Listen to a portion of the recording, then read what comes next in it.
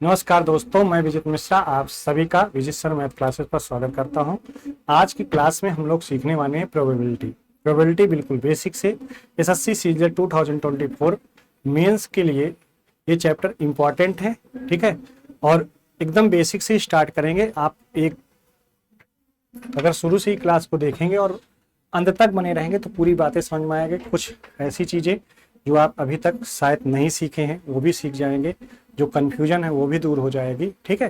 तो चलिए स्टार्ट करते हैं। प्रोबेबिलिटी की बात अगर हम लोग करते हैं ना, तो क्या यहाँ पर सबसे पहले आता है बात कि सर इसकी हिंदी क्या होती, तो प्रायिकता।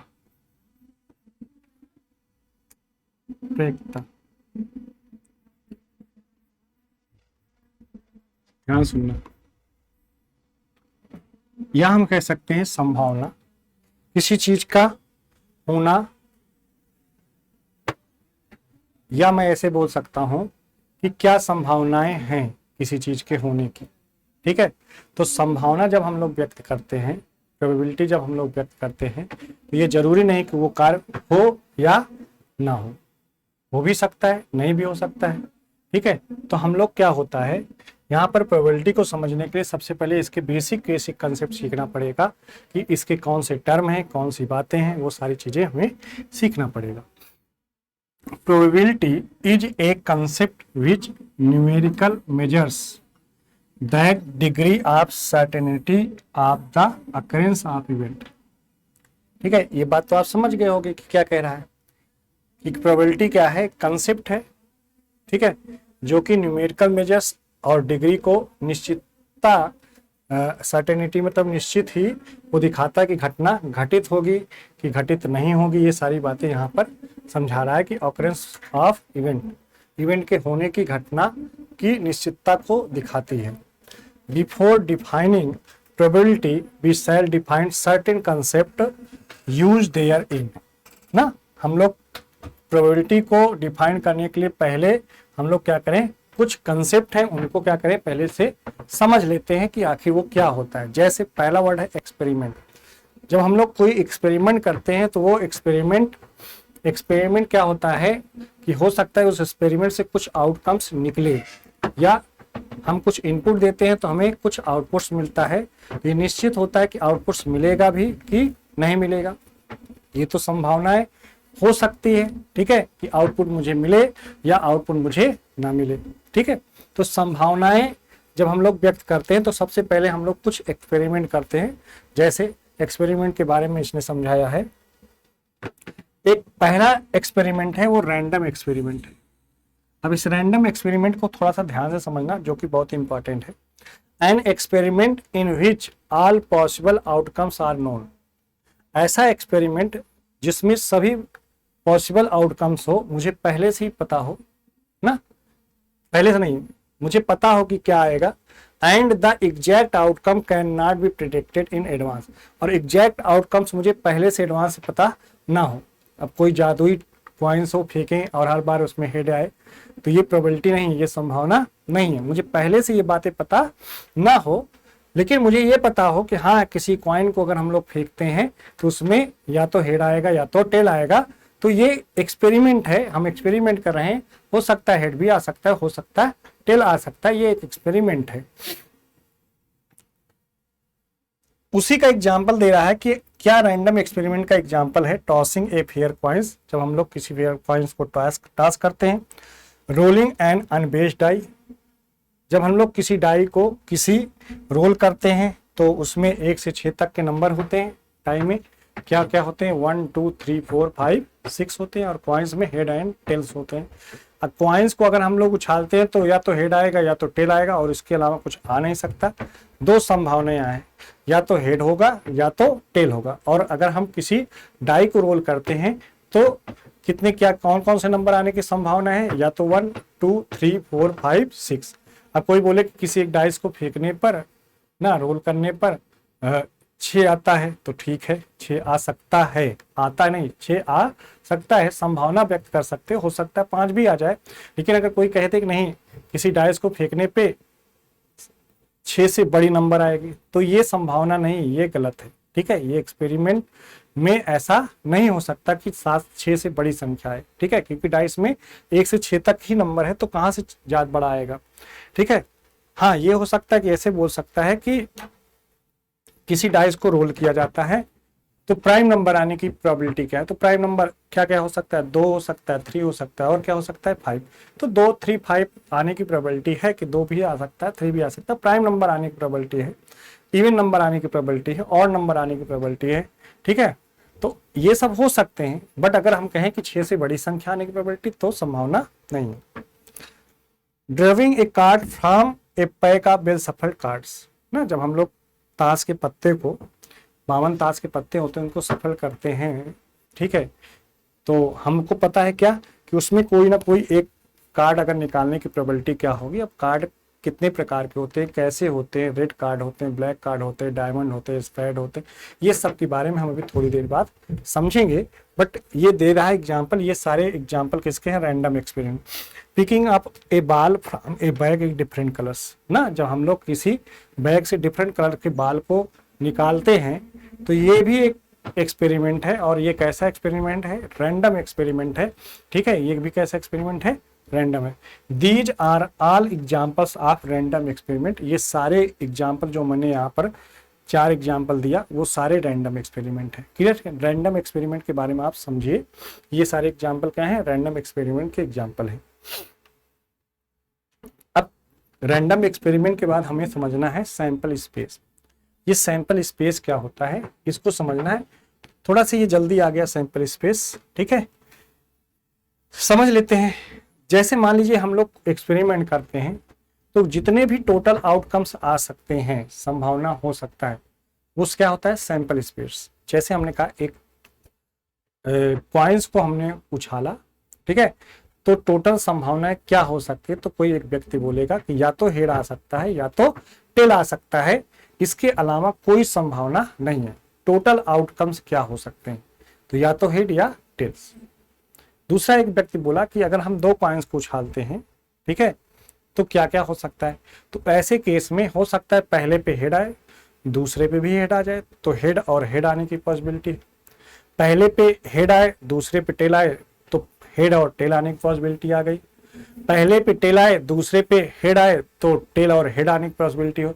या ऐसा भी हो सकता है कि दोनों पे टेल आ जाए, तो टेल और टेल आने की पॉसिबिलिटी, 4 पॉसिबिलिटी हुई। इसी तरीके से हमें 3 कॉइन्स की अगर बात करता है कि 3 कॉइन्स को जब हम लोग उछालते हैं, तो क्या क्या आउटकम्स आ सकते हैं और कितने आउटकम्स आ सकते हैं।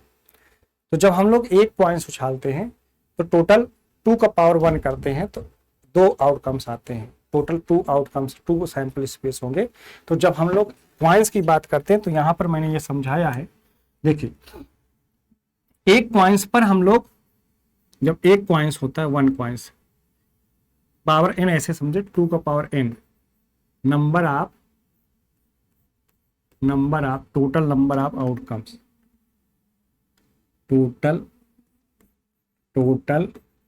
नंबर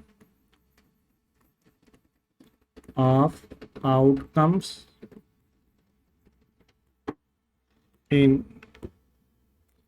कॉइन्स ना।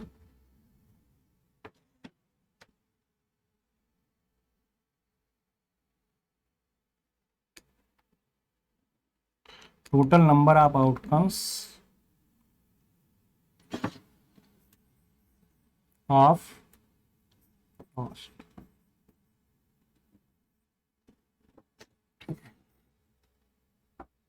जब हम टॉस करते हैं कॉइन्स का ना, या outcomes of coins are toss,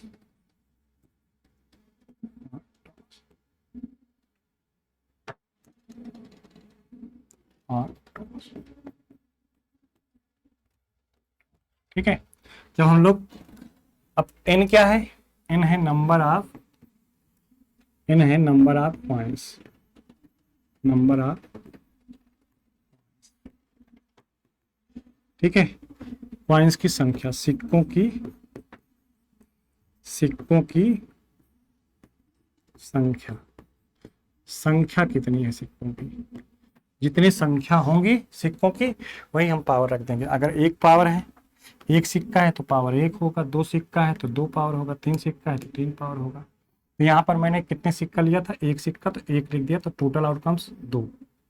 अगर दो सिक्के होंगे तो टू का power two, four sample space होंगे, और तीन सिक्के होंगे दो का पावर तीन, आठ हो गए। इसी तरीके से अगर चार सिक्के हैं, मान लीजिए सिक्कों की संख्या कितनी है,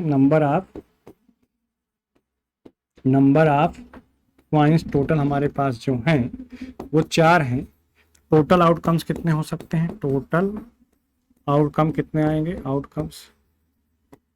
टोटल आउटकम्स हो जाएंगे दो का पावर चार, दो का पावर चार, दो दूनी चार दूनी आठ दूनी 16 आउटकम्स हो जाएंगे। टोटल कितने आउटकम्स हो जाएंगे, 16, दो दूनी चार दूनी आठ दूनी 16 आउटकम्स हो जाएंगे। ठीक है, तो ये समझ में आया कि हाँ चलो ये आउटकम्स हैं, लेकिन वो कौन कौन से आउटकम्स हैं ये बात समझना जरूरी है।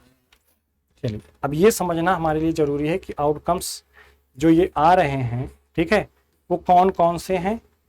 ठीक है, और हर चीज हमें पता होना चाहिए अच्छे से, क्योंकि इन पे सब एग्जाम में क्वेश्चन पूछे जाते हैं। तो आइए हम लोग समझते हैं।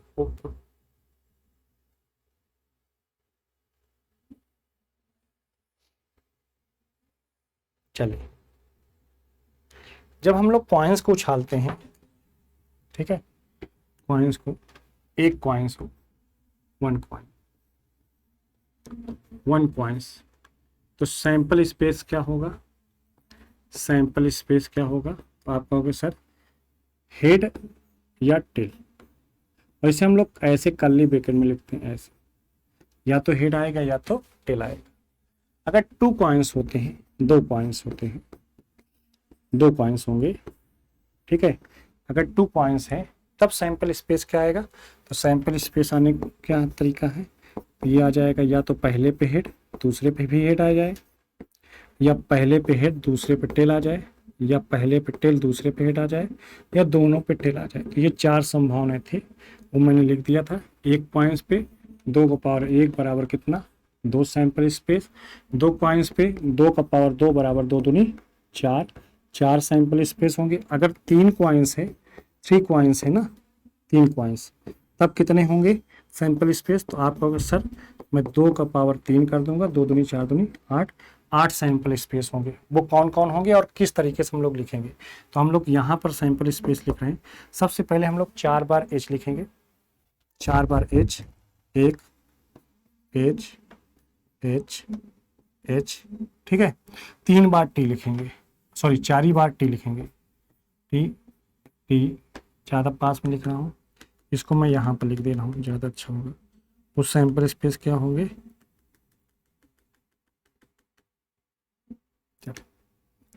ये सैंपल स्पेस क्या हो जाएंगे जब हमारे पास कितने थ्री कॉइन्स होंगे, थ्री कॉइन्स होंगे, ठीक है, तब हम सैंपल स्पेस की बात करूं, सैंपल स्पेस क्या होगा, तो हमने कहा 2 का पावर 3 बराबर दो दूनी चार दूनी आठ, आठ सैंपल स्पेस होंगे। टोटल आउटकम्स कितने होंगे, 8 होंगे। वो कौन कौन से होंगे, उनके लिखने का तरीका ये होता है, सबसे पहले हम लोग 4 बार एच लिखेंगे, ऐसे ऐसे, ठीक है, इसके बाद 4 बार ही टी लिखेंगे, ये ऐसे कर लेते हैं। इसके बाद समझिएगा 2 बार एच, 2 बार एच, 2 बार टी, फिर 2 बार एच, 2 बार टी, फिर 1 बार एच लिखेंगे, 1 बार टी लिखेंगे, 1 बार एच, 1 बार टी, 1 बार एच, 1 बार टी, 1 बार एच, 1 बार टी। ये हो गए टोटल सैंपल स्पेस। ये 8 सैंपल स्पेस हैं। आप इन्हें बार बार लिखने का प्रयास करिए, ताकि एग्जाम में आपसे अगर क्वेश्चन पूछा जाए तो आप तुरंत समझ जाइए कि क्या हमसे क्वेश्चन पूछ रहा है। हेड कहाँ पर है, टेल कहाँ पर है, कितनी बार हेड आ रहा है, कितनी बार टेल आ रहा है, ये सारी चीज़ें आपको पता होना चाहिए। लिखने का तरीका शायद दिख नहीं रहा है, ठीक है, मैं इसको रेड से ही लिख दे रहा हूँ। ये हेड, ये head, head tail, tail head, tail tail, head head, ये हेड टेल, ये टेल हेड, ये टेल टेल, ठीक है। ये 8 सैंपल स्पेस है जब कॉइन से पूछता है, ठीक है। बात क्लियर हो गया सभी को। इसी तरीके से आप अगर 4 कॉइन्स हैं, ठीक है, 4 कॉइन्स पे उसे बहुत सारे कम क्वेश्चन पूछा जाता है, बट पूछ सकता है 4 कॉइन्स, तब आप कितने सैंपल स्पेस होंगे, तब हम लोग सैंपल स्पेस निकाल सकते हैं। 2 का पावर कितना कर देंगे, 4, 2 दूनी 4 दूनी 8 दूनी 16, 16 सैंपल स्पेस होंगे। लिखने का तरीका यही है, जो पहले हम लोग क्या करेंगे, 8 बार एच लिखेंगे, 8 बार टी लिखेंगे, 4 बार देख लेते हैं। क्या करेंगे, सबसे पहले H H H H H H H H H 3 3 6 2 8, ज़्यादा बार हो गए, ठीक है। एक एच यहाँ लिख देते हैं, ये ज़्यादा हो गया है,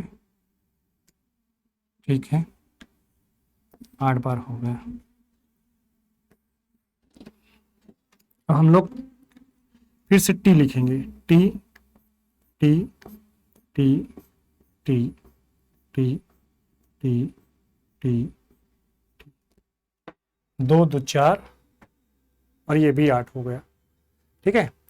अब हम लोग 8 का आधा 4 होता, 4 4 बार लिखेंगे, ठीक है, 4 4 बार लिखेंगे, H H H H T T T T, H H H H T T T.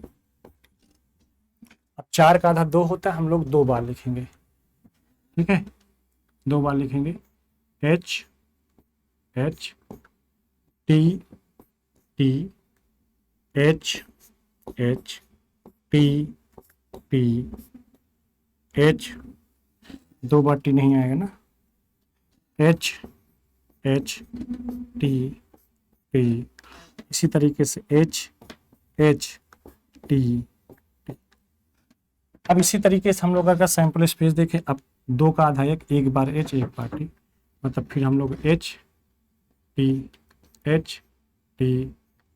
ना, H T H T H T H T H T H H T ना। सबसे पहले आप चीज़ों को समझिए। सबसे बड़ी गलती यही होती है बच्चों से कि तुरंत क्वेश्चन पे आते हैं, क्वेश्चन लगाना चालू करते हैं और फिर आप खुद नहीं लगा पाता। टीचर यूट्यूब पे क्वेश्चन लगाया, बच्चा देख रहा है, ठीक है। पहले चीज़ों को समझिए, क्या है कंसेप्ट, क्या होता है, स्थिर माइंड से चीज़ों को पढ़ने की कोशिश करिए, ठीक है। चीज़ों को अगर आप खुद समझ जाएंगे कि कैसे बनता है, कैसे निकलता है सब कुछ, तो आपको बार बार देखने की जरूरत नहीं, खुद ही सब कुछ बना लेंगे, ठीक है। तो इस तरीके से आप इस चीज़ को बना सकते हैं। ये रहा आपका सैंपल स्पेस।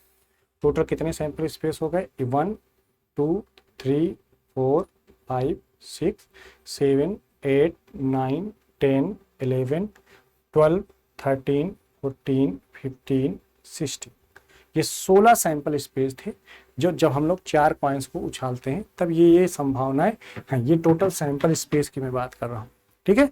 तो कॉइन्स के सैंपल स्पेस के बारे में अच्छे से आप समझ गए होंगे। ये रहा आपका सैंपल स्पेस, ठीक है। चलिए अब आगे बढ़ते हैं। हम लोग एक दूसरी बात समझते हैं कि सैंपल स्पेस, जब हम लोग क्या सीखना चाह रहे हैं सैंपल स्पेस, यहाँ पर जब हम लोग कहा कि 1 डाइज रोल्ड, जब एक डाइस को हम रोल करते हैं, एक डाइस को रोल करते हैं, तो जो संभावनाएं होती हैं उसके सैंपल स्पेस क्या क्या है। यहाँ पर हम लोग रोल करते हैं जब ना, तो 1 से 6 तक नंबर आ सकता है। तो यहाँ पर इसीलिए यहाँ पर लिखा एक डाइस पर 6 का पावर 1, कुल 6 संभावनाएं हैं जो आ सकता है। वो सैंपल स्पेस क्या है, 1 2 3 4 5 6। एक बात यहाँ पर लिखा है, the plural of die is dice ना, डाई का जो प्लूरल है वो क्या है, डाइस है, ठीक है। तो ये बात ध्यान देना। इसीलिए अगर सिंगल डाई है तो उसे हम लोग सिंगल डाइस है तो उसे हम डाई बोल रहे हैं, ठीक है। डाइसिस डाइस क्या है, प्लूरल वर्ड है, ठीक है। आगे बढ़ते हैं हम लोग थोड़ा सा। 2 डाइस रहे, 2 डाइस रहे, तो हमने यहाँ से पहले से लिख के इसको रखा है, ठीक है। बट मैं चीज़ों को और अच्छे से समझाने की कोशिश करता हूँ। यार जब 2 डाइस को हम लोग 2 डाई को हम लोग क्या करते हैं, रोल करते हैं, फेंकते हैं, तो टोटल सैंपल स्पेस क्या हो जाएगा, 6 पावर 2। और कितना हो जाएगा 6 पावर 2, कितना हो जाएगा 36। यहाँ से अगर 3 डाइस होते तो 6 के पावर 3 216 सैंपल स्पेस होते। अब 216 सैंपल स्पेस तो बनाना संभव है नहीं, बट ये पता होना चाहिए कि टोटल सैंपल स्पेस कितना। कई बार ऐसा हुआ है कि एग्जाम में टोटल सैंपल स्पेस आपसे पूछ लेता है कि बताइए टोटल सैंपल स्पेस कितने हैं, तो 6 का पावर 3 कर देते हैं, 216 हो जाता है। यहाँ पे 6 के स्क्वायर मतलब 36 सैंपल स्पेस। लेकिन यहाँ पर थोड़ा सा बहुत सारे क्वेश्चन बनते हैं जहाँ पर जब 2 डाइस को हम लोग रोल करते हैं, फेंकते हैं या ढंगाते हैं, तो ये सारे सैंपल स्पेस हैं। अब ये सैंपल स्पेस क्या है? 1 1 2 1 3 1 4 1 5 1 6 1। ये बनाने में बहुत सारे बच्चों को प्रॉब्लम होती है, कंफ्यूज होते हैं कि सर आपने तो लिख लिया, ये कैसे होगा ना। तो मैं उसको थोड़ा सा हिंट करता हूँ क्या कैसे करते हैं हम लोग, ठीक है। अब देखिए, अगर आप पढ़े होंगे ना तो ये सब प्रॉब्लम जो होती है ना सारी इसलिए होती क्योंकि आप पहले बेसिक नहीं, पहले क्वेश्चन को सोचते हो, क्वेश्चन लगा दें। क्वेश्चन तो बहुत आसान होता है प्रोबेबिलिटी का, लेकिन पहले बेसिक कंसेप्ट क्लियर होना चाहिए, ठीक है। सिंपल प्रोबेबिलिटी है आपके सिलेबस में, बहुत कठिन प्रोबेबिलिटी नहीं आती कि आप ना समझ पाए, ठीक है। सिलेबस आप देखेंगे तो सीधे लिखा है सिंपल प्रोबेबिलिटी, ठीक है। तो चलिए आइए सीखते हैं हम लोग। जैसे मान लीजिए हमने क्या किया कि ऐसे लाइन खींचा, 6 लाइन, थोड़ा सा समझते हैं। ऐसे मैंने लिखा, ये 1 लिखा, 2 लिखा, 3 लिखा, 4 लिखा, 5 लिखा और 6 लिखा, ऐसे लिख लिया। इधर भी हमने लिख लिया 1 2 3 4 5 और 6। अब हम लोग क्या करेंगे, ऐसे इसको वहाँ खींचने की जरूरत नहीं, मैं समझाने के लिए चीज़ों को बता रहा हूँ कि कैसे हम लोग बनाएंगे, ठीक है। ऐसे मान लीजिए कि हमने कर लिया, चलो ठीक है। अब देखिए यहाँ समझिएगा, इसमें जो बनेगा हम लोग ऐसे देखेंगे इसको,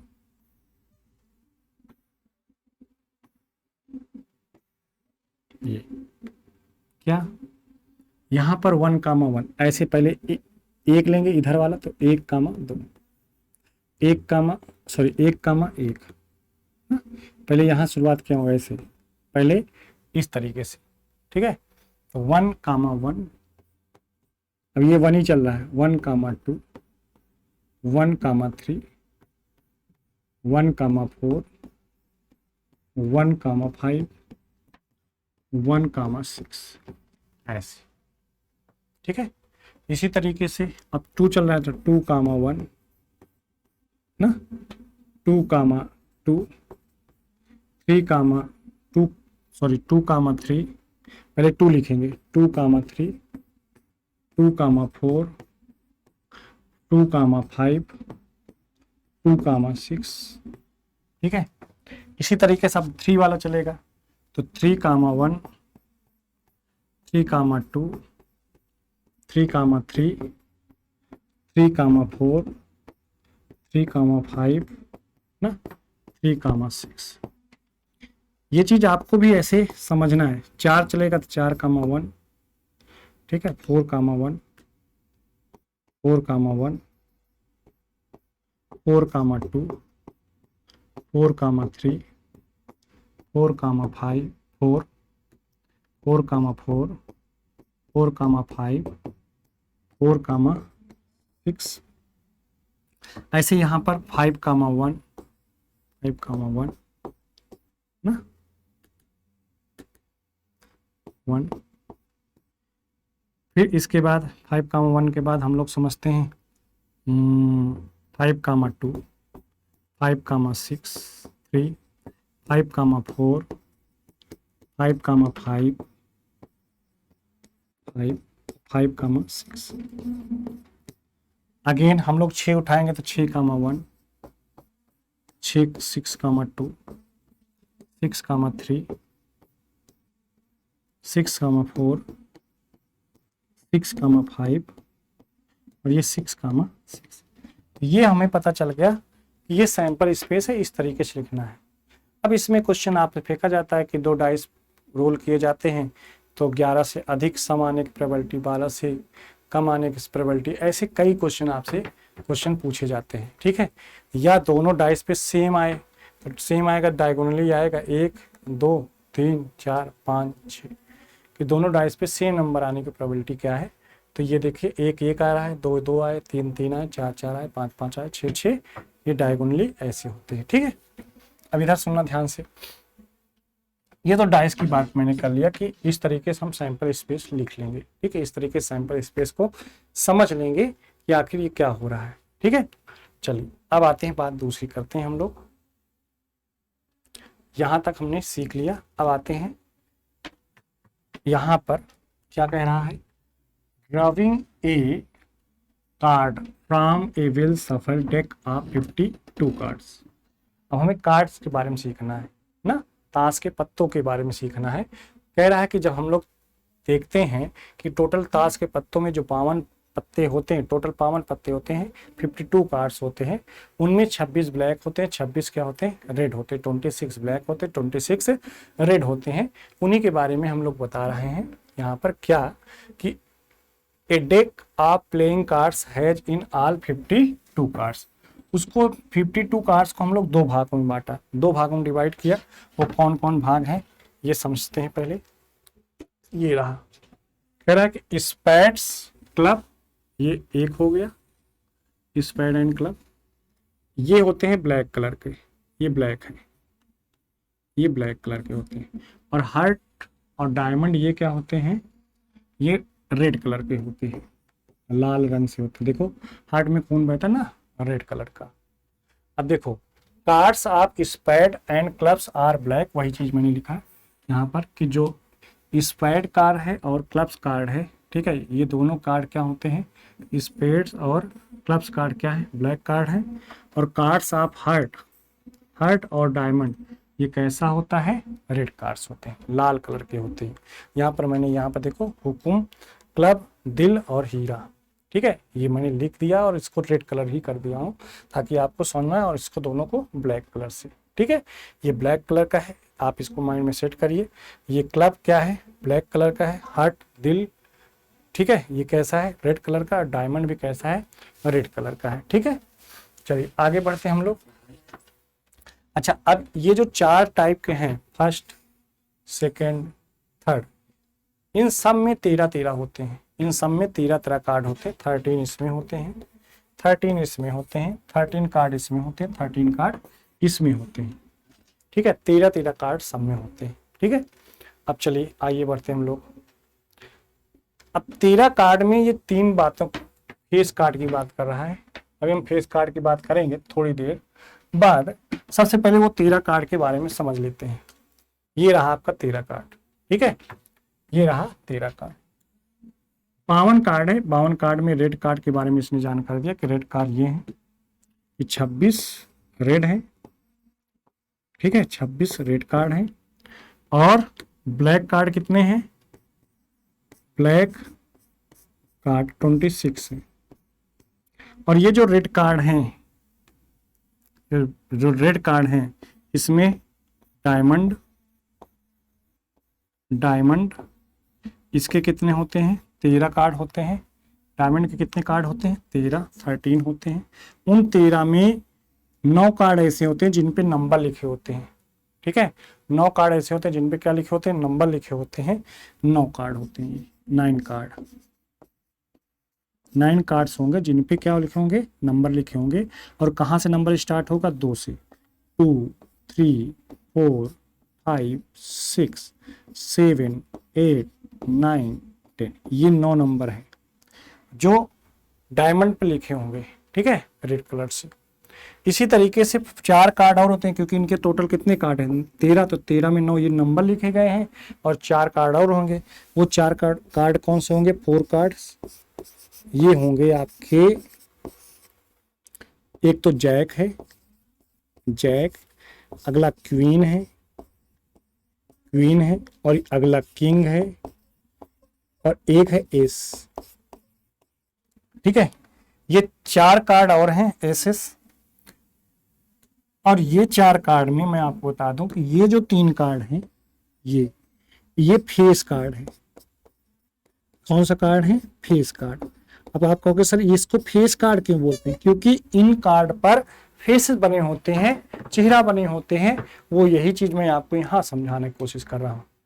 यही चीज लिखा है फेस कार्ड कि हाँ सर ये फेस कार्ड क्यों है? क्योंकि देखिए ये किंग है, इसमें किंग का फेस बना होता है, ठीक है। क्वीन, इसमें क्वीन का फेस बना होता है। और इसमें जैक, इसमें जेलर एक होता है जो जकड़ा होता है, ये जैक, ठीक है। अब देखो सिंपल से समझिए सब लोग कि फेस कार्ड इसीलिए इनको क्या बोला जाता है? फेस कार्ड बोला जाता है। किंग, क्वीन, जैक, और ये 3 कार्ड जो हैं हर सूट में होते हैं, हर चारों भाग में होंगे, 3 3 3 ऐसे होंगे, और 3 चौक कितना होंगे? 12 कार्ड। तो यही चीज यहाँ पर लिखा गया है कि king, queen, jacks are knave are card face card, so there are 12 face card. तो कुल कितने, इसलिए टोटल कितने कार्ड हैं फेस कार्ड? 12 फेस कार्ड हैं, ठीक है। 52 पत्तों में 12 ऐसे हैं जो फेस कार्ड होते हैं, वो यहाँ पर दिखाए गए हैं कि हर एक सेट में होंगे। तो इसी तरीके से हमने कहा कि भाई डायमंड में कितने फेस कार्ड होंगे? 3 फेस कार्ड होंगे। वो कौन कौन होंगे? जैक, क्वीन और किंग, ठीक है। इसी तरीके से हार्ट में भी कितने फेस कार्ड होंगे? हार्ट,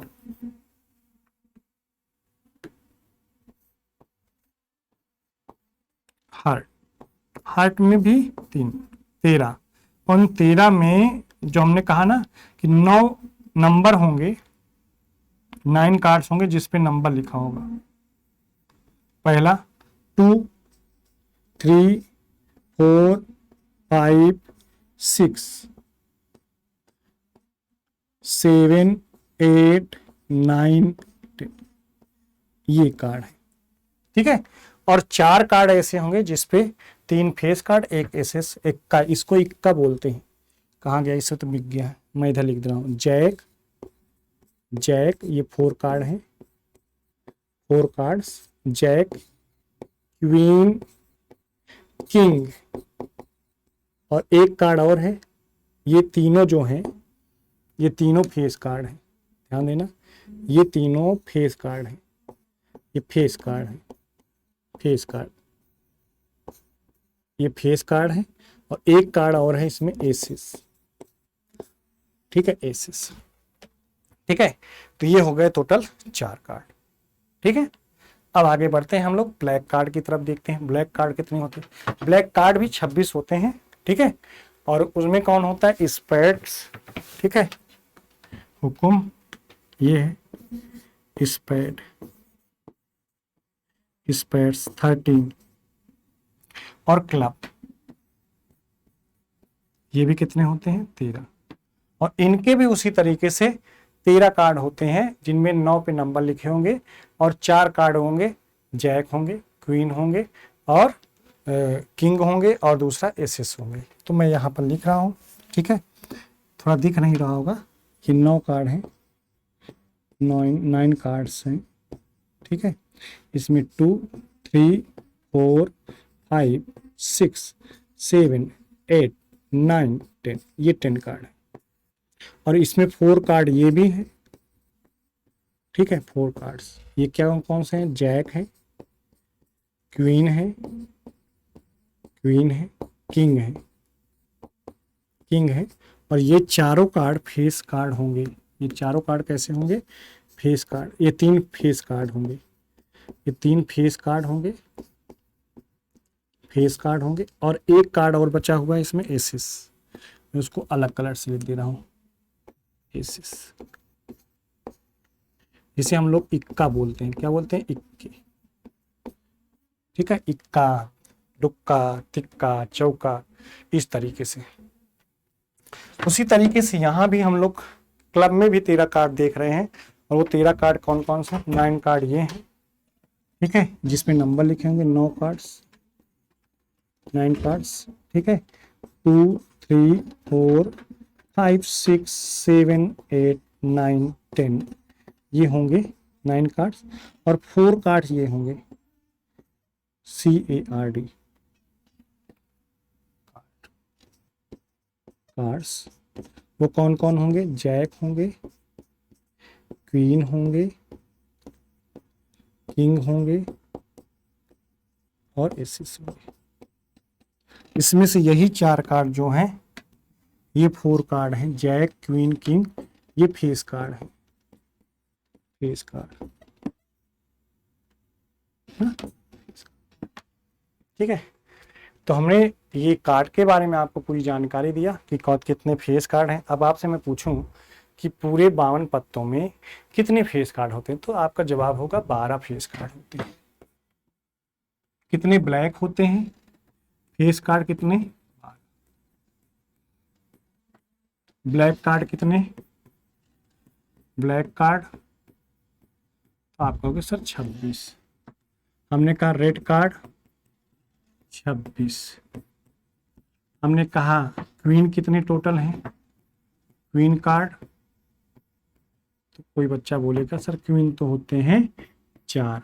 हमने कहा जैक, टोटल जैक कितने कार्ड, जैक कार्ड कितने हैं, आप कहोगे सर 4।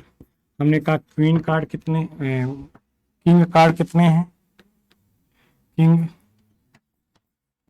किंग के कितने कार्ड हैं, किंग कार्ड, तो आप कहेंगे सर 4। हमने कहा एसेस कितने, इक्का कितने हैं, इक्का, ये कितना है, इक्का कार्ड कितने हैं, तो ये भी कितने 4। ठीक है, बोलो क्लियर है यहाँ तक। तो ये चीज़ आपको पता होना चाहिए, सारी चीज़ें क्लियर होना चाहिए। ठीक है, कि फेस कार्ड किसको बोलते हैं, डायमंड कितने होते हैं, हार्ट कितने होते हैं, स्पेड कितने होते हैं, क्लब कितने होते हैं, ये सब आपको पता होना चाहिए। ठीक है,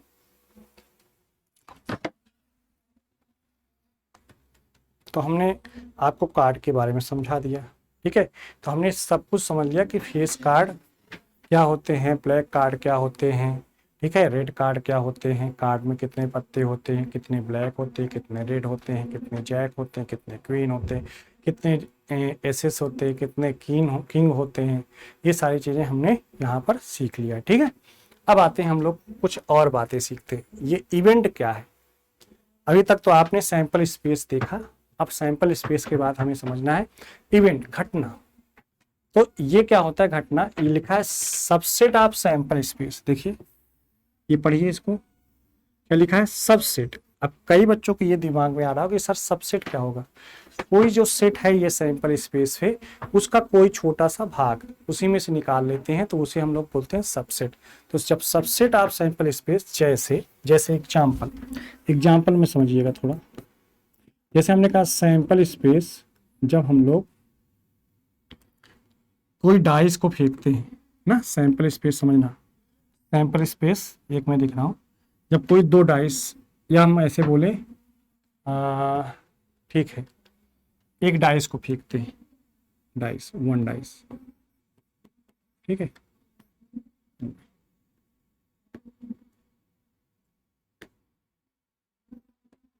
जब 1 डाइस को हम रोल करते हैं, ठीक है, तो उसमें जो सैंपल स्पेस है वो क्या क्या आ सकता है भाई, अभी आपने देखा था 1 2 3 4 5, क्या इसके अलावा भी कुछ आ सकता है, आपको सर बिल्कुल नहीं आ सकता। तो हम कहें इवन नंबर क्या क्या आ सकता है, तो ये जो इवन नंबर हमने बोला, ये घटना है कि इवन नंबर की प्रोबेबिलिटी, इवन नंबर आने का, इवेंट के आने की घटना, कि हमें इवन नंबर मिल जाए, ठीक है, इवन नंबर मिल जाए, तो आप कहोगे सर यही है सबसेट। इसमें से ये जो हमारे पास 6 हैं, उसमें जो इवन नंबर आया वो क्या क्या आ सकता है, तो हमने कहा भाई ये आ सकता है 2 3 सॉरी 2 3 2 4 और 6 इवन नंबर। हमने कहा ऑड नंबर आने की प्रोबेबिलिटी क्या है, ऑड नंबर आने की प्रोबेबिलिटी, ऑड नंबर्स के आने के चांस, आने की घटना, कि हमें पता चले कि ऑड नंबर आए हैं कि नहीं। तो आप कहोगे सर ऑड नंबर कौन कौन हो सकते हैं, 1 3 और 1 3 5, ठीक है। 1 3, इवन नंबर आने की जो घटना है वो क्या हो सकता है 2 4 6, और नंबर आने के जो अकरेंस है वो क्या है 1 3 5। ठीक है, यही जो हमने लिखा कि ये सैंपल स्पेस है और ये इसका क्या है सबसेट है। भाई इसी का एक भाग है 2 4 6, और इसको मिला देते और नंबर्स 2 3 1 3 5, ये क्या है सबसेट है। ठीक है, तो इसका ये जो सबसेट है, ये सैंपल स्पेस का ये क्या है सबसेट, सबसेट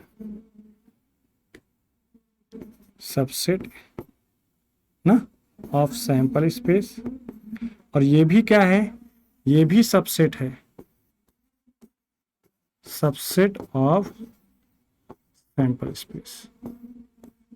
ठीक है, अब अगर मैं इन दोनों सबसेट जो हैं इनके, यही चीज समझाना हो, आगे समझना है हमें, यही कह रहा है कि सबसेट ऑफ सैंपल स्पेस क्या होता है, इवेंट होता है। टाइप ऑफ इवेंट, इवेंट कई प्रकार के होते हैं, जैसे इक्वली लाइकली इवेंट्स, जब ऐसा इवेंट जिसमें सभी नंबर के आने के चांस बराबर बराबर होते हैं। जैसे हमने कहा कि यहाँ पर एक डाइस को रोल किया जा रहा है, ठीक है, एक डाइस को फेंका जा रहा है, रोल किया जा रहा है, ढंगाया जा रहा है, तो उसमें एक आने की चांस उतना ही है जितना 2 आने की चांस है, जितना 3 आने की चांस। सभी के परसेंटेज आपस में क्या है, बराबर है। 2 आने के भी उतने चांस है, 1 के भी आने के उतने चांस है, 6 के भी उतने चांस है। तो हर एक नंबर के जब चांस इक्वल इक्वल है तो इसे हम लोग बोलेंगे equally likely events, equally likely events. Mutually exclusive disjoint, या ये जो इवेंट होता है इसमें क्या बता रहा है, कह रहा events whose simultaneously occurrence in impossible. ठीक है, ऐसी दो घटना जिसके एक साथ घटित होने की पॉसिबिलिटी ना हो, उसे हम लोग क्या बोलेंगे, म्यूचुअली एक्सक्लूसिव इवेंट बोलेंगे। म्यूचुअली एग्जॉस्टिव इवेंट क्या होता है, जब दो इवेंट को मिलाकर उनका यूनियन लेने पर हमें पूरा सैंपल स्पेस मिल जाए तो उसे हम लोग म्यूचुअली एग्जॉस्टिव इवेंट, एग्जॉस्टिव का मतलब यहां पर होता है कंप्लीट, कंप्लीट से। ठीक है, कंप्लीट इवेंट। ठीक है, दोनों का अगर मैं इनका यूनियन ले लूं कि मान लो ये पी ए हो गया, मान लो ये ए हो गया और ये क्या हो गया, बी हो गया, ए और बी का यूनियन, ए और यू बी का यूनियन क्या हो जाएगा, तो आपका होगा सर 1 2 3, 1 2 3 4 5 6, यही है इसका यूनियन। ठीक है, तो यूनियन जब हमें मिल जाए तो उसे हम लोग क्या बोलेंगे, म्यूचुअली एग्जॉस्टिव इवेंट बोलेंगे। ठीक है, तो सारी चीजें आपको क्लियर हो गई, ये सारी बातें समझ में आ गया होगा कि क्या होता है इवेंट्स। एक होता है श्योर इवेंट, एकदम निश्चित घटना। श्योर इवेंट की जो प्रोबेबिलिटी होती है हमेशा क्या होती है, 1 होती है, निश्चित ही वो घटना घटेगी। ठीक है, और इम्पॉसिबल इवेंट, ऐसा इवेंट जो होने की संभावना ही ना हो, उसकी प्रोबेबिलिटी कितनी होती है, 1 होती है। ठीक है, सॉरी, उसकी प्रोबेबिलिटी क्या होती है, 0 होती है। ठीक है, इम्पॉसिबल इवेंट की प्रोबेबिलिटी कितना होती है, 0। अब थोड़ा सा इसको मैं थोड़ा सा एग्जाम्पल के रूप में समझाता हूँ। क्या कह रहा है, it is evident that in a single toss of die ना we will always get a number less than 7। ये कहना चाह रहा है कि जब हम लोग किसी डाइस को रोल करते हैं तो उसमें जो नंबर आएगा हमेशा 7 से कम नंबर आने के चांस, तो 100% 7 से कम ही आएगा। जब 1 से 6 तक है तो 7 से तो कम आएगा ही ना। ठीक है, तो सिंपल से ये क्या है, बिल्कुल श्योर इवेंट हो गया। अब कह रहा है इम्पॉसिबल इवेंट, अब आपको यही समझा रहा हूं कि अगर मैं कह दूं कि 6 से बड़े नंबर आने की प्रोबेबिलिटी, तो 6 से बड़ा कहां आ सकता है, तो वही चीज क्वेश्चन कह रहा है कि कह रहा है कि in a single toss of a die, जब हम लोग किसी डाइस को सिंगल टॉस करते हैं ना, what is the probability of getting a number be known that tossing a coin 8। ये क्या लिखा, नहीं 8 बिल नेवर का, ये थोड़ा सा गलत लिखा है यहाँ पर। ठीक है, कि किसी डाइस को अगर हम रोल करते हैं तो उसमें 6 से बड़ा नंबर आने की पॉसिबिलिटी नहीं है, तो इसे इम्पॉसिबल इवेंट बोलेंगे हम लोग। बस इतनी बात क्लियर हो गया। और इस इम्पॉसिबल इवेंट का जो प्रोबेबिलिटी होती है वो क्या होता है, 0 होती है।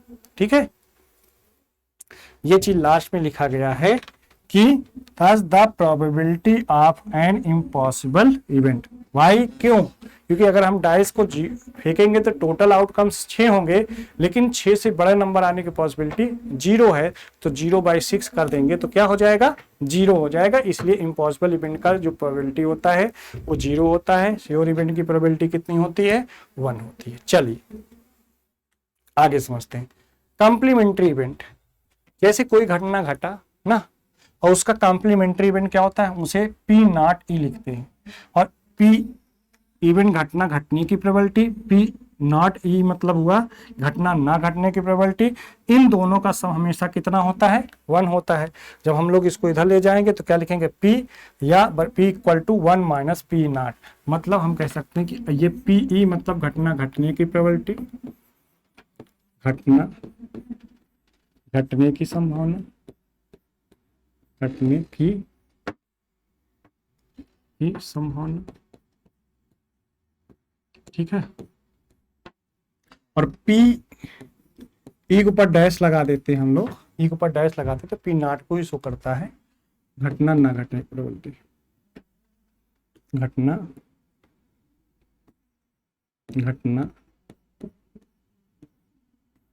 ना घटने की प्रोबेबिलिटी, घटने की संभावना। ठीक है, इन दोनों का सम PE और PE0 ये हमेशा 1 के बराबर होता है। ठीक है, हमेशा किसके बराबर होता है, 1 के बराबर होता है। ठीक है, यहां तक सारी बातें आपको कॉम्प्लीमेंट्री इवेंट तक ही बात समझ में आ गया होगा। ठीक है, आगे बढ़ते हैं हम लोग थोड़ा सा। Notation of operation and event set, ये सब नोटेशन है। जैसे आपको पता होना चाहिए कि सैंपल स्पेस को हम लोग S से डिनोट करते हैं। ठीक है, आउटकम ऑफ द रैंडम क्या होगा, A होगा। ठीक है, मतलब टोटल आउटकम्स कितना होगा, रैंडम एक्सपेरिमेंट जब करते हो टोटल आउटकम्स क्या होगा, A होगा। इवेंट A घटना घटने का तो A सबसेट होगा, A सबसेट होगा, S सबसेट को ऐसे लिखते हैं। Event A has occurred, event के A घटना A ना ऐसे ही लिखेंगे। इवेंट A हैज अकर्ड मतलब A ना belong to A, A belong to. ठीक है, event A has not occurred तो A डैश हो जाएगा। ऐसे event A and B at least one of A और B तो A union B, A union B। ठीक है, इवेंट A एंड B तो A इंटरसेक्शन B, इंटरसेक्शन को हम लोग ऐसे नहीं नोट करते हैं। ठीक है, इवेंट नॉट A तो A या ऐसे लिख देते हैं, A का पावर C या A का पावर बार ऐसे लगा देते हैं, या हम लोग कहते हैं कि A का पावर डैश लगा देते हैं। ठीक है, आगे इवेंट A इम्प्लीज इवेंट B, मतलब A पे इम्प्लीज होगा तो A dash you subset of B, A you intersection B अगर फाई के बराबर है फाई। ठीक है, तो इससे कह रहा है कि event A and B are mutually exclusive, और यहाँ पर event A and B are not mutually exclusive event, तो A intersection B does not equal to phi. ठीक है, तो ये पता भी होना चाहिए, नहीं पता है तो बहुत काम चल जाएगा आपका, बट अगर एडवांस लेवल की चीज़ें हैं तो फिर आपको समझना पड़ेगा। ठीक है, तो चलिए आगे देखते हैं कुछ और बातें। यहां से चीजें शुरुआत होती, अभी तक आप सिर्फ बेसिक बातें सीख रहे थे। ठीक है, चलिए probability of occurrence of event, ध्यान सुनना आप यहां से कह रहा है कि probability of occurrence of an event E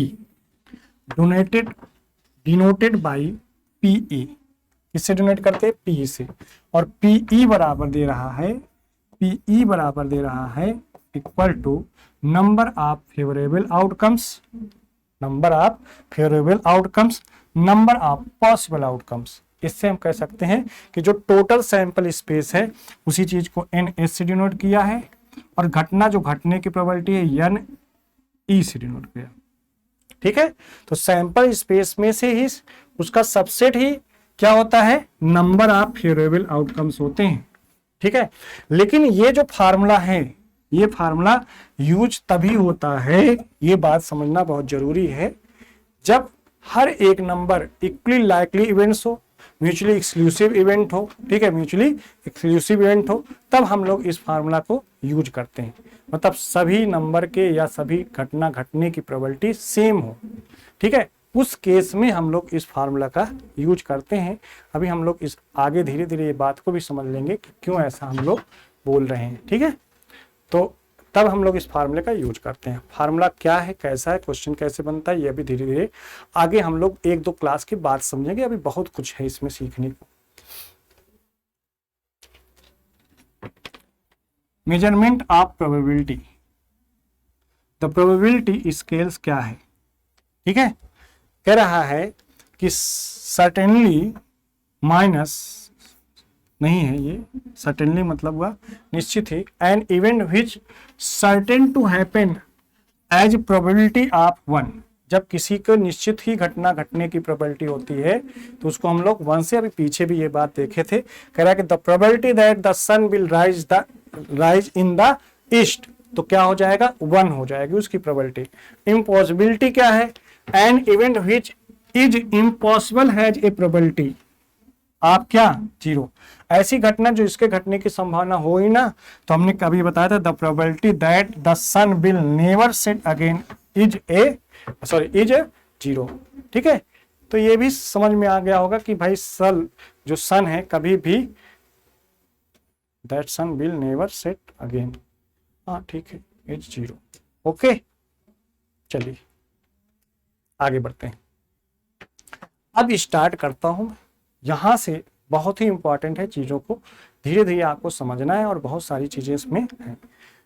क्या होता है, सबसे पहले हमने देखना है एडिशन थ्योरम, प्रोबेबिलिटी का एडिशन थ्योरम क्या होता है। If A and B are two events, यदि ए और बी दो इवेंट हैं, दो घटनाएं हैं, associated with a random experiment, और ये किससे रिलेटेड है, ये रैंडम एक्सपेरिमेंट से रिलेटेड है, ठीक है, then P A union B equal to P A plus P B minus P A intersection B. क्या बताया यहां पर, P A union B equal to P A plus P B minus P A intersection B. अब मैं ये समझाना चाह रहा हूं, इसी चीज को ये ऐसे भी लिखता है, और पी ए और बी इक्वल टू, मैं ये भी लिख सकता हूं P A plus P B minus P A and B. ठीक है, इसका मतलब यूनियन, इसका मतलब एंड, ठीक है, इंटरसेक्शन। अब कह रहा है कि if A and B are mutually exclusive event, अगर ए और बी म्यूचुअली एक्सक्लूसिव इवेंट हो, तब उस केस में अभी आप देखे थे पीछे जब नोटेशन सिखा रहा था तो वहां पर बताया था कि P A intersection B equal to कितना होगा, 0 होगा। Therefore P A union B equal to हो जाएगा P A plus P B, P A plus P B. अब थोड़ा सा ये कम समझ में आया होगा, मतलब ऐसा क्वेश्चन जहां पर दो घटनाएं घटित हों, लेकिन वो एक घटना जो घटित होती है, दूसरा घटना तब दूसरे घटना नहीं घटित होगी। जैसे कुछ एग्जाम्पल मैं आपको देता हूं अभी। जैसे मान लो एक छोटा सा घटना है कि ऐसे समझो कि मान लो पी ए है, सच बोलने की प्रोबेबिलिटी, ठीक है, कि सही कोई बोले कि 1/2 है, और पी बी है, पी बी ये झूठ बोलने की प्रोबेबिलिटी है। तो हमने कहा कि कोई व्यक्ति या तो सच बोलेगा या तो झूठ बोलेगा, दोनों एक साथ घटना तो घट नहीं सकती कि सही भी बोले और झूठ भी बोले। तो ऐसे क्वेश्चन जहां पर म्यूचुअली एक्सक्लूसिव इवेंट होता है, वहां पर P A intersection B equal to कितना होता है, 0 होता है। इसलिए P A union B equal to P A plus P B होता है। ठीक है, ये बात आपको समझ में आया और इन पे बेस अभी हम लोग क्वेश्चन भी सीखेंगे। चलिए ये थोड़ा सा समझाया गया है, इससे कोई मतलब है नहीं, इसको मैं आगे अभी समझने वाला हूँ। थोड़ा सा एलिमेंट्री इवेंट के बारे में समझ लेते हैं क्या है। An event that contains only are outcomes ना और अपोजिट ऑफ प्रोबेबिलिटी इवेंट। ये तो यहाँ पर थोड़ा सा ये समझाया गया कि भाई देखो ये इवेंट ए है और ये इवेंट बी है, इनका जो इंटरसेक्शन है ये वाला, ये ए इंटरसेक्शन, और यही ए इंटरसेक्शन बी तभी होगा जब म्यूचुअली एक्सक्लूसिव इवेंट होगा, उस केस में ये इसके बराबर 0 हो जाता है। ठीक है। एडिशन थ्योरम 2, दूसरा एडिशन थ्योरम क्या है? If A B C, A B and C, ये 3 घटनाएं हैं और ये भी एसोसिएटेड विद किससे? रैंडम एक्सपेरिमेंट से अगर एसोसिएट करता है तो हमने कहा कि P A union B union C, P A union B union C, ध्यान से सुनना, P A union B union C equal to P A plus P B plus P C minus P A intersection B minus P B intersection C minus P A intersection C plus P A intersection B intersection C. फिर यहां पर हमने कहा कि if A B and C are the 3 mutually exclusive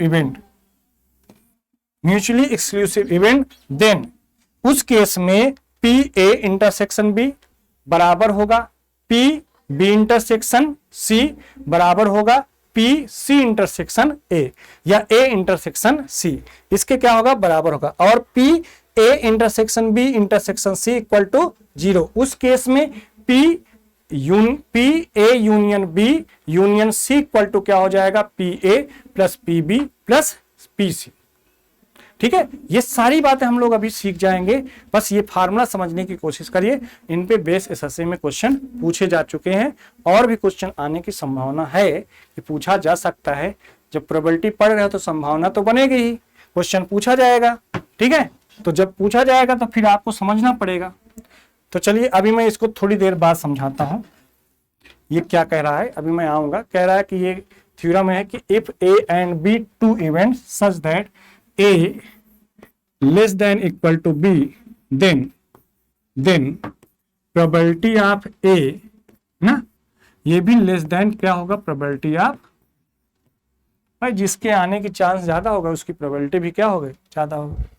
अब simple सी दूसरा theorem क्या कह रहा है कि P if E is an event associated with random experiment, कह रहा है कि E एक रैंडम एक्सपेरिमेंट से एसोसिएट करता है, अगर ई है तो जो पीई होगा ना, ध्यान देना, ये लेस देन इक्वल टू 1 होगा और 0 से क्या होगा?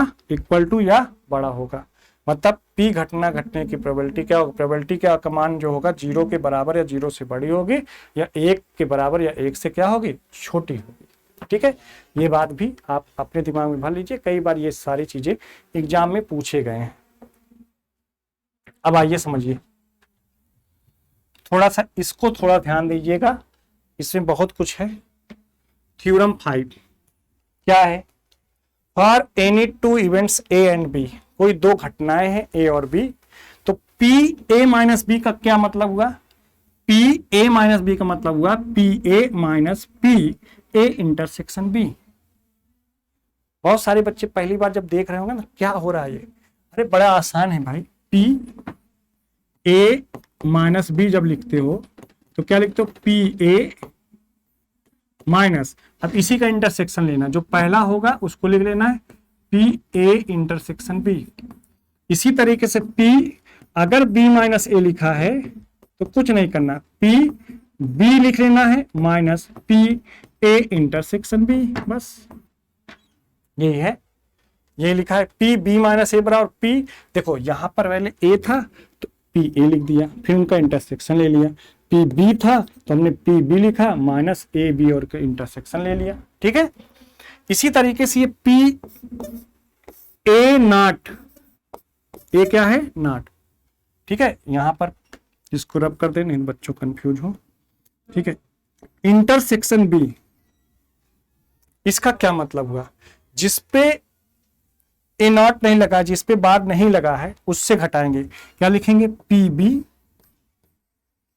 Minus P A intersection B.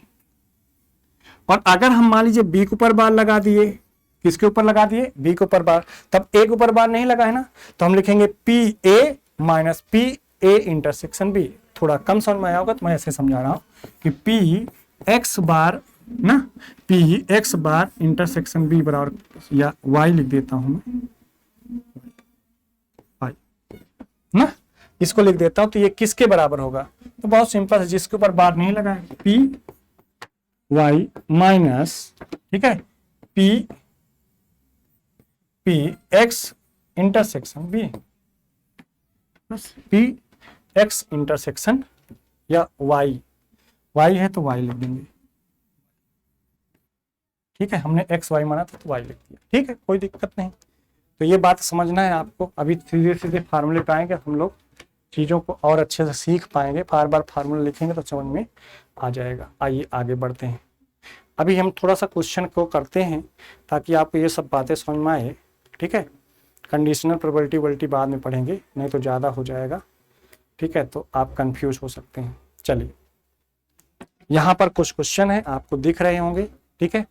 कह रहा है A and B are two events such that P A equal to 0.54, P B equal to 0.69 and P A intersection B equal to 0.35 find. तब मुझे फाइंड करना है, क्या क्या फाइंड करना है, ये सारी बातें लिखी गई, ये सारी बातें हमें फाइंड करना है। चलिए हम लोग थोड़ा सा समझने की कोशिश करते हैं, यहाँ पर कुछ गलतियां हैं उसको मैं अभी सही कर दूंगा, ठीक है। चलिए सबसे पहले हमें क्या दिया है, पी ए, पी ए कितना दिया है, ये 0.54 दिया है, पी बी कितना दिया है, पी बी दिया है 0.69 दिया है, पी ए इंटरसेक्शन बी बराबर कितना दिया है, 0.35 दिया है। हमसे पहली बात पूछ रहा है पी ए यूनियन बी कितना होगा, पी ए यूनियन बी कितना होगा, ठीक है। तो हम लोग पी ए यूनियन बी निकालते हैं भाई। पहला question, P A union B equal to P A plus P B minus P A intersection B, P A intersection B, बस यही लगा देंगे यहाँ पर। तो बस यूज करते हैं इसको। क्या कह रहा है भाई, पी ए का मान कितना दिया है, 0.54 प्लस 0.69 माइनस 0.35। यहाँ से हम सॉल्व करेंगे, 9 4 13 का 3, ठीक है, कितना हो जाएगा, 9 4 13 का 3, ऑप्शन पता नहीं किसका लिखा है, ठीक है। और यहाँ से पहले क्वेश्चन का लिखा हो सकता है, 9 4 13 का 3 और 6 5 11, 11 1 12 का 2, 1.23 माइनस 0.35, ठीक है, 0.35। यहाँ से अगर मैं घटाता हूँ तो 13 में से 5 गया 8, 11 में से 3 गया तब भी 8 हो जाएगा, और ये पहुँच जाएगा आंसर 0.88। 0.88 इस क्वेश्चन का क्या हो जाएगा, पहले क्वेश्चन का आंसर हो जाएगा। पी ए यूनियन बी अगर हमसे पूछता है तो इसका आंसर हो जाएगा 0.88। बहुत बेसिक क्वेश्चन है, बहुत सिंपल सा क्वेश्चन है, ठीक है। इस तरह से हमें समझना है चीज़ों को,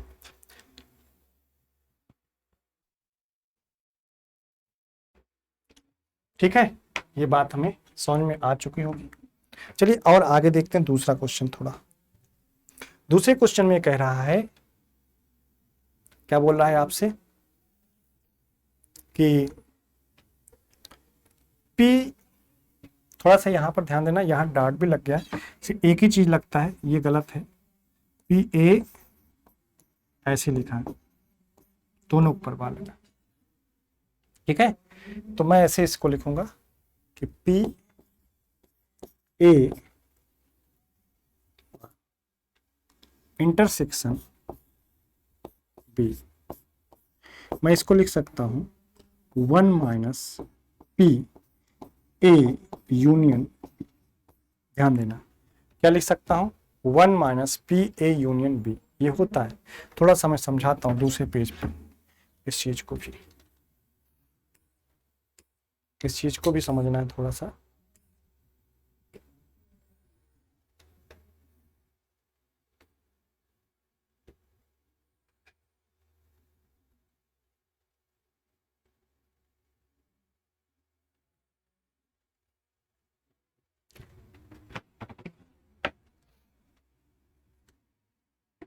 समझते हैं। जैसे मान लीजिए लिखा है P A plus P A not बराबर 1 होता है। हमने कहा पी ए बराबर क्या होगा, 1 माइनस पी ए। ठीक है, ये बात क्लियर हो गया। चलिए दूसरी चीज समझना है। पहला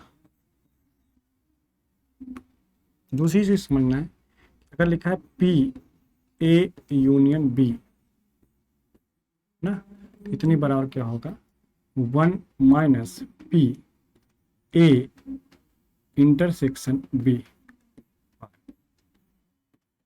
ये होगा।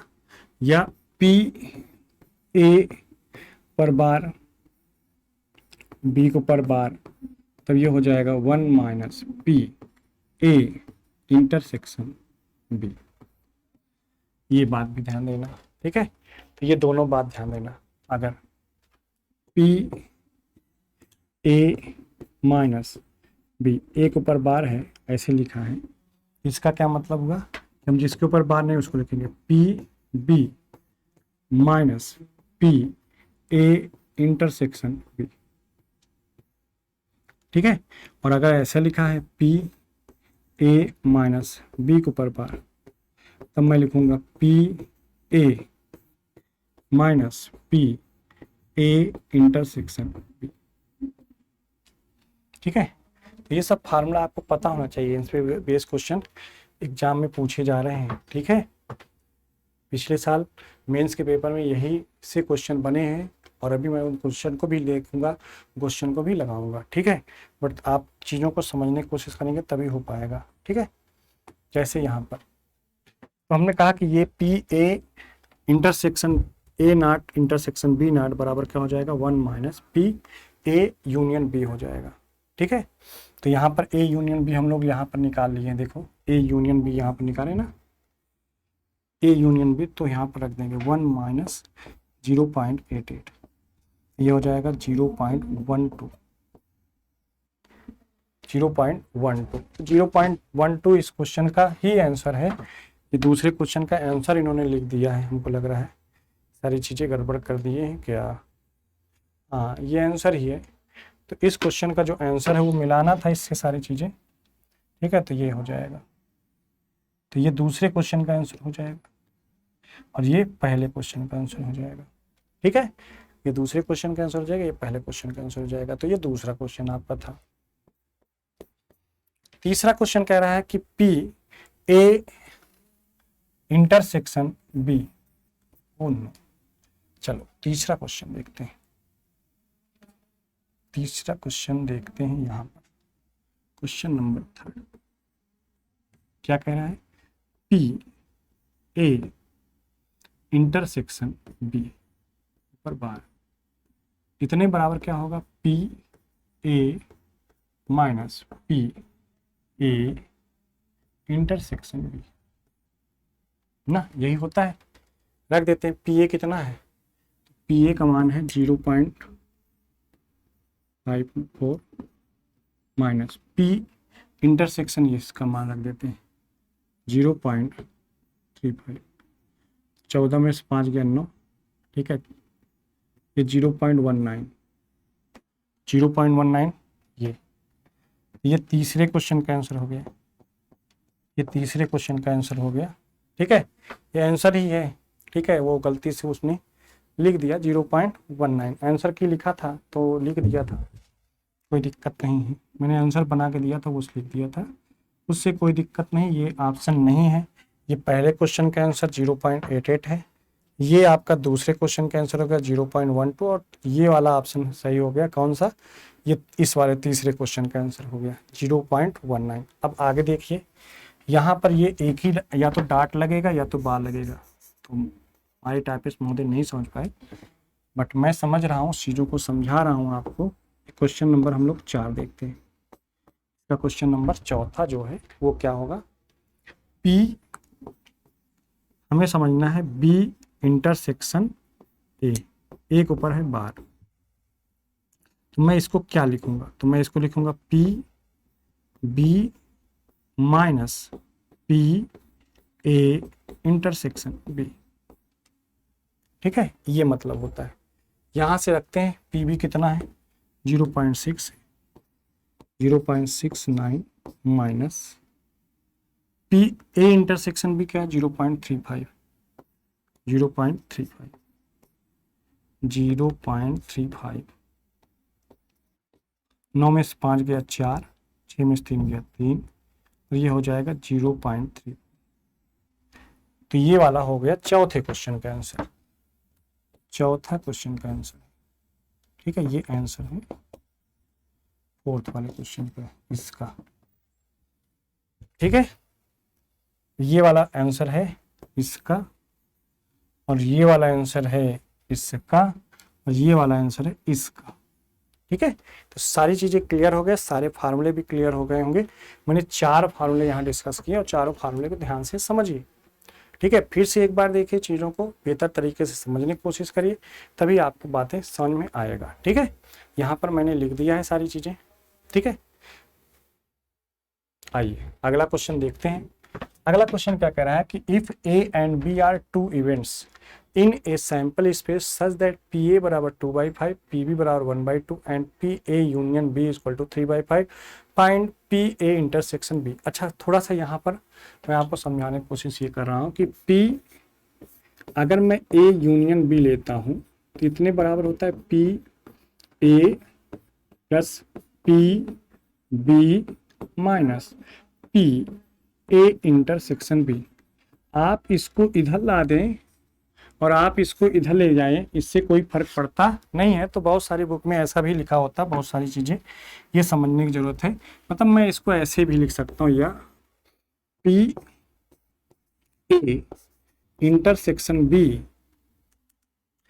P A intersection B equal to P A plus P B minus P A union B. उससे क्वेश्चन पे कोई फर्क नहीं पड़ेगा, बात वही है, दोनों चीजें। अब हमसे पूछ क्या रहा है वो समझना है, हमसे ये चीज पूछना है। और हमें पी ए दिया है, पी ए की वैल्यू दिया है 2/5 प्लस हमें पी बी की वैल्यू दिया है 1/2 माइनस हमें पी ए यूनियन बी की वैल्यू दिया है 3/5। बस एलसीएम ले लिया, कितना 10, 2 पंचे 10, 2 दूनी 4 प्लस 5 माइनस 5 दूनी, तो 2 पंचे 10, 5 दूनी 10, 2 3 6, 5 4 9, 9 में 6 गया 3, 3/10, और 3/10 इस क्वेश्चन का राइट आंसर हो जाएगा। ए ऑप्शन क्या हो जाएगा, करेक्ट हो जाएगा। ठीक है, समझ में आ गया होगा। चलिए अब देखते हैं क्वेश्चन नंबर 3 की तरफ।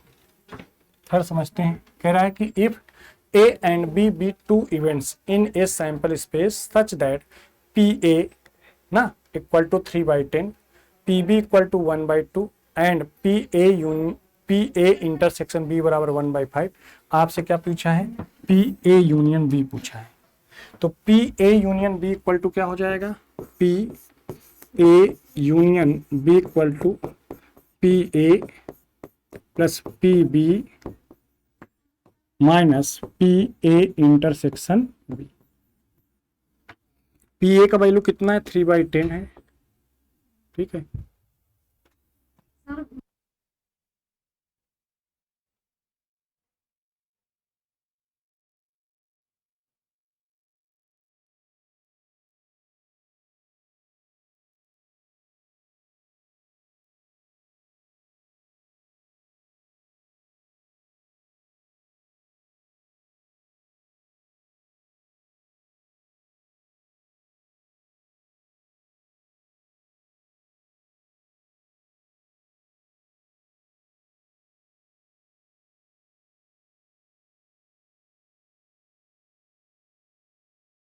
3 बाई कितना दिया है 10 प्लस पी बी कितना दिया 1/2 minus P A intersection B कितना दिया 1/5।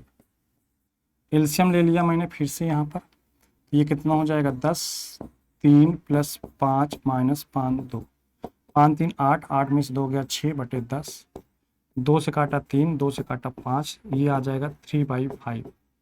3/5 इस क्वेश्चन का आंसर हो जाएगा और सी ऑप्शन इसका क्या हो जाएगा, करेक्ट हो जाएगा। ठीक है, चलिए आगे बढ़ते हैं हम लोग दूसरे क्वेश्चन की तरफ। यहाँ पर बहुत सारी चीज़ें लिखा गया है, ये सारी चीज़ें हमें पूछना है, एक ही क्वेश्चन में कई क्वेश्चन हैं। ठीक है, फिर से एक बार क्या लिखा है, P if A and B be the two mutually exclusive event in a sample space such that P A बराबर 2/5 पी बी बराबर 1/2 देन फाइंड। ठीक है, आपसे कई चीज़ें पूछा, क्या पहला कि सर हमें ये बताइए पी ए कितना होगा, पी ए पर बार, तो पी ए बराबर 1 माइनस पी ए। ठीक है, बिल्कुल बेसिक से चीज़ों को समझना है। ठीक है, सारी चीज़ें क्लियर हो जाएगा, बस आप चीज़ों को समझते चलो। ठीक है, तो आप अगर आप समझ रहे होगे तो सिंपल सी बात है, पी ए बराबर कितना हो जाएगा 1 minus P A. P A कितना दिया है 2/5, ये हो जाएगा 5 में से 2 गया कितना 3/5, ये हो जाएगा 3/5। ठीक है, आगे समझते हैं पी बी। जब मुझे पी बी निकालना होता है फिर से मैं घटाऊंगा, पी के ऊपर बार है ना, तो ये मैं लिखूंगा 1 माइनस पी बी। तो 1 माइनस पी बी दिया है कितना 1/2, तो घटा देंगे तो 1/2 आ जाएगा, ये पी बी आ गया। अब कह रहा है कि पी ए यूनियन बी निकालना है, तो इसका मान होता है P A plus P B minus P A intersection B. और आपको पता होगा तो जब म्यूचुअली एक्सक्लूसिव इवेंट होता है, ठीक है, एक्सक्लूसिव इवेंट होता है, इवेंट होगा तो A intersection B equal to 0 होता है।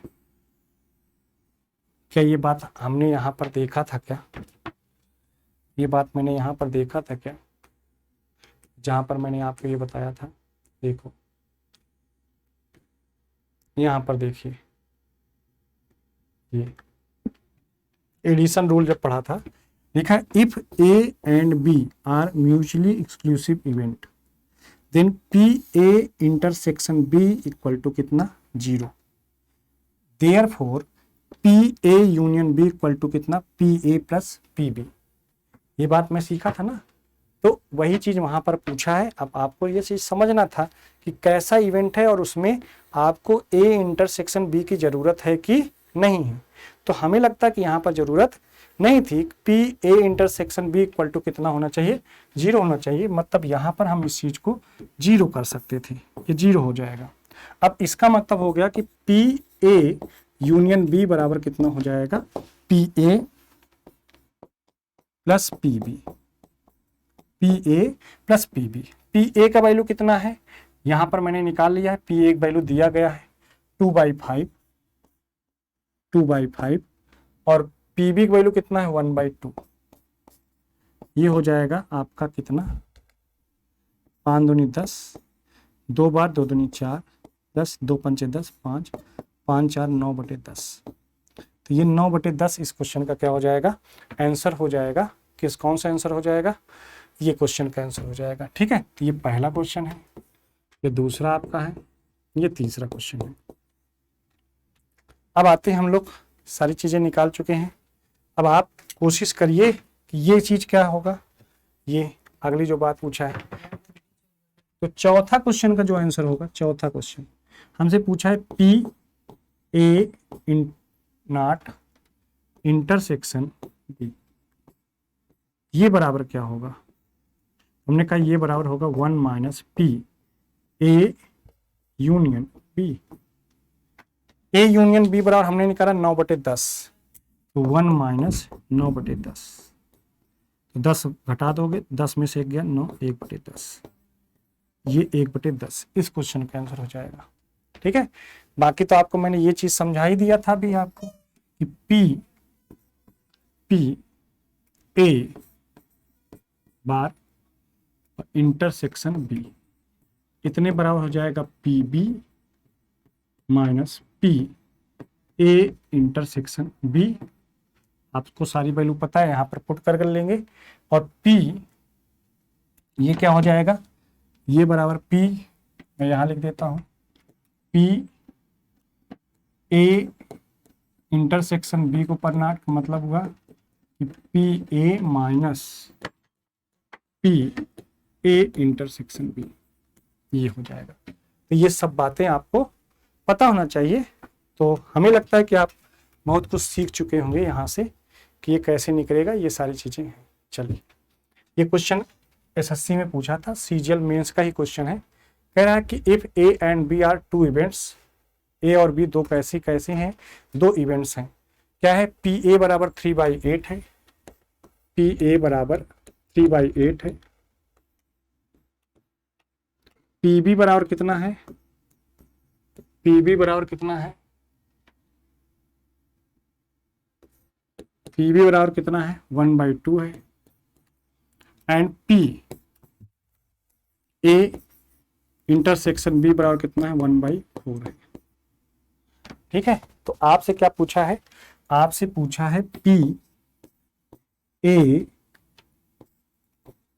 ये इसे आप लिख सकते थे 1 minus P A union B.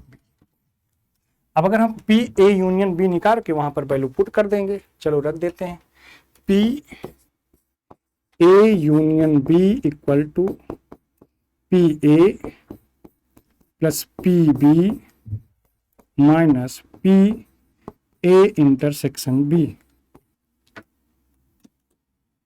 चलिए ये चीज फुल कर देते हैं हम लोग, 3/8